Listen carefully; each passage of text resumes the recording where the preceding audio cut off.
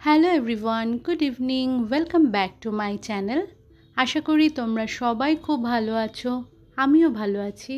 আজকে হচ্ছে মঙ্গলবার, বাজে সন্ধ্যে 7টা। এখন থেকে তোমাদেরকে সাথে নিয়ে আজকের ব্লগটা শুরু করছি। আজকে সকালে কোনো ভিডিও করিনি, ভীষণ মাথাটা ব্যথা করছিল। আসল কথা চোখটাই ব্যথা করছিল মনে হয়, সেই জন্য সন্ধ্যের একটা ভিডিও নিয়ে তোমাদের কাছে এসেছি। যে প্রত্যেক দিনের সংসারেই তো আমাদের কিছু কাজকর্ম যদি আমরা আগের দিনকে রাত্রিবেলাতে গুছিয়ে রেখে দিই, তাহলে তো পরের দিনকার সকালটার কাজকর্ম শুরুর দিকটাতে অনেকটা সহজ হয়ে যায়। আমিও আমার সংসারে সেরকমই কিছু করে থাকি। তো সবার সংসারে তো কাজকর্ম সমান থাকে না, যার সংসারে যেরকম তিনি সেরকমভাবেই কাজ করে থাকেন। তো আমারটা আমি কিভাবে করি সেটা নিয়েই আজকে একটা ভিডিও নিয়ে তোমাদের সামনে এসেছি। আশা করি তোমাদের ব্লগটা ভালো লাগবে। আর এই তো এখন সন্ধে দিয়ে চা খেয়ে নিয়েছি, মেয়ে ওই ঘরে পড়ছে। আর আজকে চায়ের বাসনটা আর ধুইনি, মেশিনেই ভরে দিয়েছি। সকাল থেকে দুপুর পর্যন্ত তো যা বাসন জমে দুপুরে খাওয়া দাওয়ার পরে সেটা ডিশওয়াশারে দিয়ে দিই। আবার সন্ধেবেলায় কিছু খাওয়া দাওয়া হয় বা সন্ধ্যের পরে বা রাত্রিবেলাতে রান্না বান্না যদি কিছু হয়, সমস্ত বাসন রাতের খাবারের পরে ডিশওয়াশারে ভরে দিই। তো এইভাবে আমি 2বার ডিশওয়াশার লোড করি, কারণ বারবার মেশিনের ডোর খোলা বন্ধ করাটা তো ঠিক নয়। তো আজকে আর ভালো লাগছিল না বাসন টাসন মাজতে, কিন্তু কিছু কাজ তো সংসারে থেকেই থাকে, তাই না? শরীর টরীর খারাপ হোক বা যাই হোক, সেইগুলো তো করতেই লাগবে। কিছু কিছু কাজ আছে অলসতা না করে সেই কাজগুলো সময়ের মধ্যে করে নিই বলেই কিন্তু আমার রান্নাঘরটা সব সময় সুন্দরভাবে গোছানো থাকে। আমার আগের টিপসের ব্লগে ঋতু চৌধুরী অ্যাকাউন্ট থেকে দিদিভাই আমাকে কমেন্ট করেছে, বাহ দারুণ। যদি সংসারের কাজে এই টিপসগুলো একটুও তোমাদের জন্য হেল্পফুল হয় তাহলে আমি সত্যিই খুশি হব। থ্যাংক ইউ দিদিভাই। আর এইখানে এই যে দেখো রাতের খাবার করছি, আটা মাখা হয়ে গেছে, রুটি করব আর রাত্রিবেলার জন্য আলু পটলের তরকারি করব। তো রাত্রিবেলায় যখন আটাটা মাখলাম, ভেবে নিয়েছি যে কালকে সকালে জলখাবারেও রুটি থাকবে, সেই বুঝে আলু পটলের তরকারিটা বানাচ্ছি, যাতে রাত্রিবেলাতে আমরা 3 জন খাবো আর বাকি তরকারিটা যা থাকবে সেটা সকালে আমাদের 3 জনের হয়ে যাবে।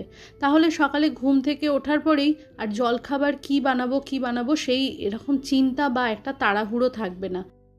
তো প্রত্যেক দিনের সকালে আমার জলখাবারে যে আমি রুটি খেয়ে থাকি তা নয়, তোমরা জানো যে আমি ঘুরিয়ে ফিরিয়ে সকালে জলখাবারটা বানিয়ে থাকি। যেমন ধরো ভেবে রেখেছি তো আজকে আটা মাখলাম, তরকারিটাও বড় করে বানালাম যাতে 2বার হয়ে যায়। মেয়ে হয়তো সকালে বলল যে রুটি খেতে ইচ্ছা করছে না মা, অন্য কিছু একটা বানিয়ে দাও। তখনই যে চিন্তা ভাবনা যেটা আমার থাকে সেটা একটু এদিক ওদিক হয়েই যায়। কবিতার কথা ব্লগ থেকে আগের দিনের টিপসের ব্লগে আমাকে কমেন্ট করেছে দিদিভাই, দুর্দান্ত ভিডিও, খুবই ইউজফুল টিপস। থ্যাংক ইউ দিদিভাই আমাকে কমেন্ট করার জন্য, এভাবেই আমার পাশে থেকো। বৈশালীনা দিদিভাই লিখেছে ইউজফুল টিপস।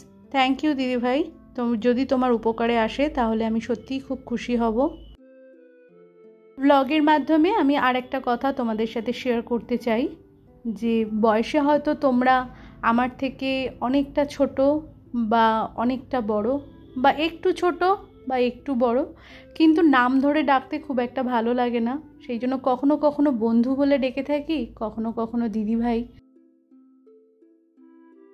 বাজার থেকে অনেকটা করে আদা আনিয়েছিলাম, সেটা তো ডিপ ফ্রিজে আমি খোসা সমেত এয়ারটাইট কন্টেনারে করে স্টোর করে রেখে দিয়েছি। তো কিছুটা আদা বাইরে রেখেছিলাম, সেই আদাটা দিয়ে আর টমেটো, কাঁচা লঙ্কা, জিরের গুঁড়ো দিয়ে একটা মশলা আমি বানিয়ে এরকম রেখে দিই। তাতে কি হয়, আমার রান্না বান্নার কাজে অনেকটা সুবিধা হয়। যে কোনো নিরামিষ তরকারি বলো বা এমন অনেক মাছ আমরা রান্না করি যেসব মাছে সবসময় পেঁয়াজ রসুনের ব্যবহার হয় না, এরকম আদা, জিরে, লঙ্কা, টমেটো দিয়েই মাছটা হয়ে যায়। তো রান্নার ওপরে নির্ভর করে যে এই 1 বাটি মশলা আমার সংসারে কটা দিন চলবে বা কয়বেলা এই দিয়ে রান্না হবে। তবে এরকম একটা মশলা যদি আমি বানিয়ে রেখে দিই অনেকটাই কিন্তু সুবিধা হয়। যে কোনো সবজি বানাচ্ছি, ধরো সবজিটা যেমন আজকে আলু পটল বানাচ্ছি, আলু পটলটা ভাজবো আর এই মশলাটা মিশিয়ে দেবো, জল মিশিয়ে দেবো, একটু নেড়েচেড়ে, ব্যাস তরকারি তৈরি। মাছে দিতে গেলে মাছটা ভেজে নেব, আর একটুখানি তেলের মধ্যে ফোড়ন দিয়ে মশলাটা মিশিয়ে দিয়ে জলটা দিয়ে দেবো, ব্যাস মাছ তৈরি। ঝটপট করে রান্না করতে হোক বা কোথাও তাড়াহুড়োর সময় বেরোতে হোক বা হঠাৎ করে বাড়িতে কোনো যদি লোকজন এসে যায়, তাহলে কিন্তু রান্নার আর চিন্তা মাথায় থাকে না। তো এই রকম মশলা আমার ঘরে তো সব সময়তেই বানানো থাকে, সেটা ফুরিয়ে গিয়েছিল। আজকে রাত্রিবেলাতেই মশলাটা বানিয়ে রেখে দিলাম। আগামী কটা দিন আমি কিন্তু রান্নাবান্নার দিক থেকে একদম নিশ্চিন্ত থাকবো।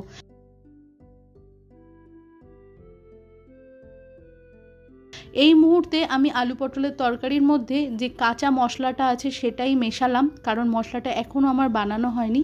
এইবারে এখানে আমি কড়াইতে তেল দিয়ে কিছু গোটা গরম মশলা ফোড়ন দিয়ে মশলাটা ভালো করে ভেজে রেখে দেবো। রান্নাবান্নার মধ্যে তো আমরা মশলা দিয়ে সেটাকে ঢাকা চাপা দিয়ে তো কষিয়ে নিই, আমি সেই কাজটাই আগে করে নিচ্ছি, খালি মিশিয়ে জল দেব, ব্যাস রান্না তৈরি। বিয়ের আগে মা যখন মামার বাড়িতে যেত একদিন বা দুদিনের জন্য, বাড়িতে ঠাকুমা থাকা সত্ত্বেও আমি ঠাকুমাকে পাশে দাঁড় করিয়ে রেখে দিয়ে রান্না করতাম, হয়তো কোনো একটা স্পেশাল কিছু। রান্নার শখটা আমার বহু, তারপরে অনেক ছোট বয়সে বিয়ে হয়েছে, বিয়ে হয়ে এসে থেকেই রান্না করে চলেছি। সেই কারণেই ছোট থেকে নিজে হাতে করতে করতে সব কিছু শিখে গেছি। সংসারের এমন অনেক কাজ আছে যেগুলো খুবই সহজ ব্যাপার, কিন্তু যারা তোমরা নতুন গৃহিণী তাদের উদ্দেশ্যেই কথাগুলো বলা। আগের দিনকে সব সময় পরের দিনেরটা চিন্তা করে রাখলে কাজটা কিন্তু অনেকটা সুবিধাজনক মনে হয়। সেটা হয়তো এখন কানে শুনলে বা চোখে দেখলে বোঝা যায় না, নিজে হাতে যখন করতে শুরু করবে তখন ব্যাপারটা খুব ইজি হয়ে যাবে। এখানে আমার মশলার পাত্রটাতে কিছু মশলা খালি হয়ে গিয়েছিল, রাত্রিবেলাতেই সেগুলো ভরে রাখলাম। কালো জিরে, সাদা জিরে, তেজপাতাগুলোকে কাঁচি দিয়ে কেটে রাখলাম। শুকনো লঙ্কাগুলোকে ফাটিয়ে নিয়ে একদম যেটুকুনি বীজ বের করে নিয়ে তারপরে শুকনো লঙ্কাটা ভরে রাখলাম। বাজার থেকে আজকে শুকনো লঙ্কা এনেছিল, তো সেগুলোকে ভালো করে রোদে দিয়ে রেখেছিলাম, একদম মচমচে হয়ে গেছে, যার জন্য ফাটানো মাত্রই ভিতর থেকে বীজগুলো বেরিয়ে এসছে। নুনের পাত্রটা খালি হয়ে গিয়েছিল, তো সেই জন্য নুনের পাত্রতে আমি নুনটা ঢেলে রাখছি। দেখলে পরে এই কাজগুলোকে মনে হয় কোনো ব্যাপারই নয়, কিন্তু যে এই সময়টা আমি দিতে পারছি সকালে তাড়াহুড়োর ক্ষেত্রে, কিন্তু এই সময়গুলোই তখন একটা বড় ব্যাপার হয়ে দাঁড়ায়।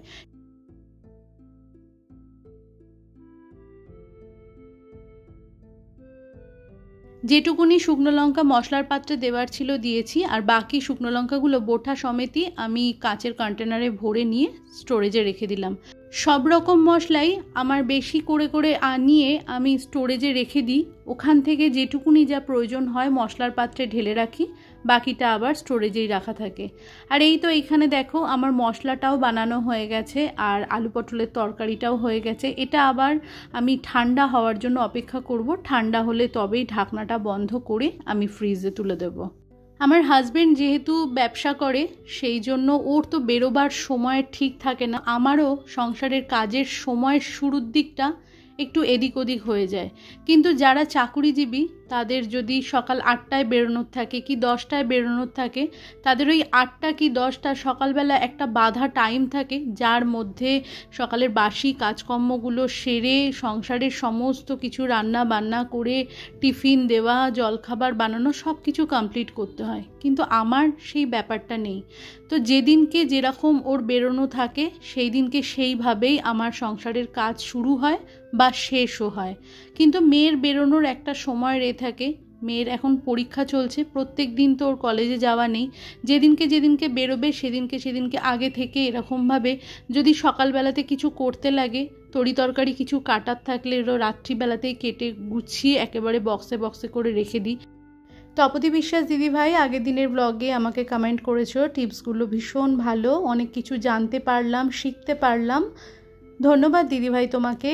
যদি তোমাদের একটুও কোনো কাজে লাগে তাহলে কিন্তু আমি সত্যিই খুব খুশি হব। তার আগের দিনের ব্লগে তুমি আমাকে ডিম আর মাছের জন্য একটা মশলা কিছু জানতে চেয়েছিলে, আমি খুব তাড়াতাড়ি সেটা নিয়ে তোমাদের সামনে আসব। প্রত্যেকটা কমেন্ট খুব মনোযোগ সহকারে পড়ি, অন্তরের সাথে পড়ি। তোমাদের প্রত্যেকের কমেন্টের জন্য আমি লিটারালি অপেক্ষা করে থাকি। তোমাদের প্রত্যেকের কমেন্টের মধ্যে যে অন্তরের ছোঁয়াটা আছে সেটা কিন্তু আমাকে ভীষণভাবে টানে। অভ্যাসগত কারণে অনেকটা সকালবেলাতেই ঘুম থেকে উঠে পড়ি, কিন্তু সংসারের কাজটা সেইভাবে শুরু করতে পারি না। ওই যে ঘরে সবাই ঘুমিয়ে থাকে, মেয়ে হয়তো রাত্রি করে পড়াশুনো করলো, সকালবেলা দেরি করে উঠবে, বাবুর হয়তো সকালবেলা বেরোনোর তাড়া নেই, সকালে দেরি করে উঠবে, সেই জন্য সব কিছুর ওপরে নির্ভর করে আমার সংসারের কাজের শুরু। আমার এই ব্লগ তৈরি করাতে সেরকম কোনো তো বাধ্যবাধকতা নেই, সংসারের সবার দিকটা আমাকে আগে দেখতে লাগে, তারপরেই আমার এই ভিডিও তৈরি করতে লাগে। তোমরা তো সবাই জানো যে আমার কোনো রকম কোনো হেল্পিং হ্যান্ড নেই, ছোট জায়গাতে থাকি। আমার সংসারে যা কাজ আছে সেটা আমি নিজের সময় অনুযায়ী নিজের মতো করে গুছিয়ে করি, তবে সব কিছুই একটা প্রি প্ল্যান করে নিই। প্রি প্ল্যান ছাড়া কোনো কাজই কিন্তু সঠিকভাবে করা যায় না। সংসার ছোট হোক বা বড় হোক, আগে থেকে পরিকল্পনা করা থাকলে সব কাজটা সময়ের মধ্যে গুছিয়ে নেওয়া যায়।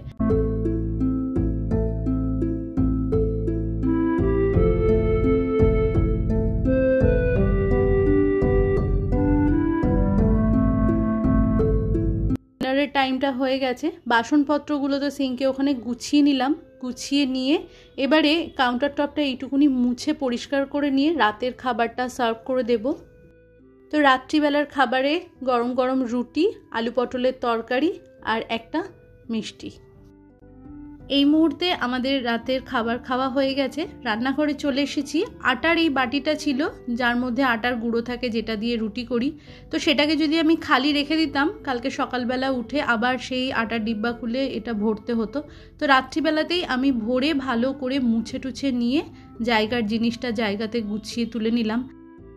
প্রতিদিনকার হাতের কাছে যে সমস্ত জিনিস আমরা ব্যবহার করি, যেমন নুনের কন্টেনার, তেলের কন্টেনার, প্রত্যেকটা দিন যদি দুই বেলাতেই রান্নাবান্নার শেষে একটা শুকনো কাপড় দিয়ে হালকাভাবে মুছে দেওয়া যায়, তাহলে জিনিসগুলো কিন্তু ঘন ঘন মাজা ঘষা করতে লাগে না। আমার বেশিরভাগটা জিনিসই ঢাকার মধ্যে থাকে বলে এই কাজের চাপটাও আমার একটুখানি কম আছে। রান্নাঘরে যখন আমি মডুলার কিচেনটা বানিয়েছিলাম তখনই আমি সেরকমভাবেই চিন্তা করে নিয়েছিলাম যাতে প্রতিটা জিনিস আমার যেন ঢাকার মধ্যে বা ক্যাবিনেটের মধ্যে রাখার আমি ব্যবস্থা করতে পারি। খুব সামান্য জিনিস আছে যেগুলো একদম বাইরে না থাকলেই নয়, সেই সমস্ত জিনিসগুলোই আমি বাইরে রেখে থাকি। তো এখানে দেখো কাউন্টার টপের পাশে যে সমস্ত বাসন টাসনগুলো ধুয়ে এঁঠো ছাড়িয়ে রেখে দিয়েছিলাম সেগুলো এসে ডিশওয়াশারে ভরে, ডিশওয়াশারটা এই মুহূর্তে আমি চালিয়ে দিলাম।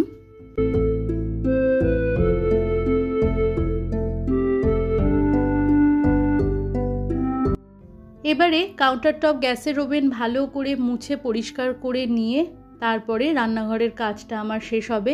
প্রত্যেক দিন রাত্রিবেলাতে শরীর ভালো থাকুক কি খারাপ থাকুক, দেরি হোক বা তাড়াতাড়ি হোক, যে কোনো সিচুয়েশনেই আমি রান্নাঘরটা রাত্রিবেলাতে পরিষ্কার করে রাখি।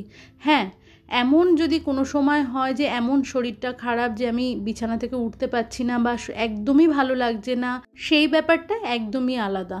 কথাতেই তো বলে, তাই না, ব্যতিক্রমটা কিন্তু কখনোই উদাহরণ হয় না। আমার ঘরের পাশেই যেহেতু রান্নাঘর, সকালবেলা ঘুম থেকে উঠেই প্রথমে আমি রান্নাঘরে আসি, ওইখান থেকেই ছাদে বেরোই। তো ঘুম থেকে ওঠার পরেই এই গ্যাসের ওভেন, কাউন্টার টপ যদি চোখে পড়ে, তখন যদি দেখি অপরিষ্কার নোংরা, এইখানে আবার সেই নতুন করে হাত লাগিয়ে পরিষ্কার করে তারপরে সেই কাজ শুরু করতে হবে, তখন যেন সারাদিনের এনার্জিটাই নষ্ট হয়ে যায়। সকালবেলাতে এনার্জি সহকারে সংসারের কাজ শুরু করার জন্য এই একটা জিনিস কিন্তু ভীষণ জরুরি, রাত্রিবেলায় রান্নাঘরকে ঝাঁ চকচকে করে পরিষ্কার করে রাখা, যাতে সকালবেলাতে রান্নাঘর দেখলেই কাজে অটোমেটিক্যালি এনার্জি চলে আসবে।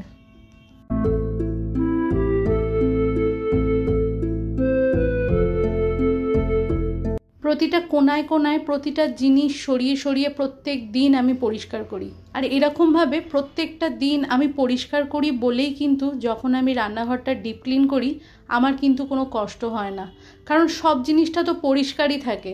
তখন একটু হালকা হাতে ভালো করে মুছে নিলে পরেই কাজটা অনেকটা সহজ হয়ে যায়। রুটি করেছিলাম, তাওয়াটা ফেলে না রেখে রাত্রিবেলাতেই মেজে ঘষে পরিষ্কার করে নিলাম। ডিশওয়াশারটা ভরে গিয়েছে, তা না হলে চাকি বেলনিটা আমি ডিশওয়াশারে দিয়ে থাকি। তোমরা যে সকল আমার নতুন বন্ধু আছো আর এই মুহূর্তে আমার এই ব্লগটি দেখছো, আমার এই ব্লগের কোথাও যদি তোমাদের কোনো কিছু ভালো লেগে থাকে তাহলে চ্যানেলটি সাবস্ক্রাইব করে তোমরা আমার পাশে থাকতে পারো। আর তোমরা যারা অলরেডি এই কাজটি করে ফেলেছো তোমাদের সকলকে জানাই অসংখ্য ধন্যবাদ। সারা সপ্তাহ ধরে আমি যে স্টিল উল আর স্কচ ব্রাইটটা ব্যবহার করি, সপ্তাহে একটা দিন রাত্রিবেলাতে সমস্ত কাজের শেষে আমি একটা সসপ্যানের মধ্যে গরম জল আর একটু সার্ফের গুঁড়ো আর সামান্য পরিমাণে ডেটল দিয়ে এই স্কচ ব্রাইট আর স্টিল উলটাকে 2-5 মিনিট ধরে ভালো করে ফুটিয়ে নিই। এতে কি হয়, এই জিনিসগুলোতে কিন্তু হাইজিনটা মেনটেন থাকে। রান্নাঘরের প্রতিটা জিনিসের মধ্যেই হাইজিন মেনটেন করাটা ভীষণভাবে দরকার। হাত মোছা যেগুলো ব্যবহার করছি, দুপুরেরটা তো ওয়াশিং মেশিনে দিয়েই দিয়েছি। এগুলো সন্ধে থেকে যেটা ব্যবহার করছি, যেমন একটা হ্যান্ড টাওয়াল পেতে রুটি করলাম, আর একটা সাদার যে কাপড়টা আছে যেটাতে হাত মুছছিলাম, আর একটা যেটা কাউন্টার টপটা এদিক ওদিক একটু জল পড়লে পরে সেগুলো মুছে নিচ্ছিলাম। তো সবকটাই এখন জল কাচা করে নিয়ে ছাদে গ্রিলের মধ্যে মেলে দেবো। তার কারণ হচ্ছে সারা রাতে এটা শুকিয়ে যাবে, সকালবেলাতে এটাকে ওয়াশিং মেশিনে দিয়ে দেবো।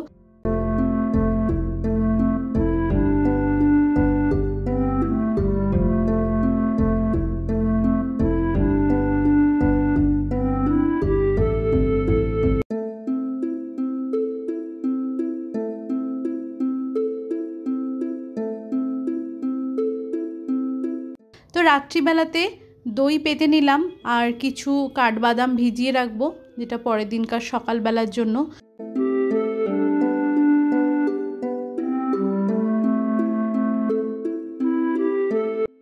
রান্নাঘরে কাজ করতে করতে খেয়াল করেছিলাম যে কয়েকটা জলের বোতল খালি হয়ে গেছে। তো রাত্রিবেলাতেই সেই কয়েকটা জলের বোতল আর আমার রান্নার কাজে যে কমন বোতলটা ব্যবহার করি সেই কমন বোতলটা ভরে নিয়ে গুছিয়ে রেখে দিলাম।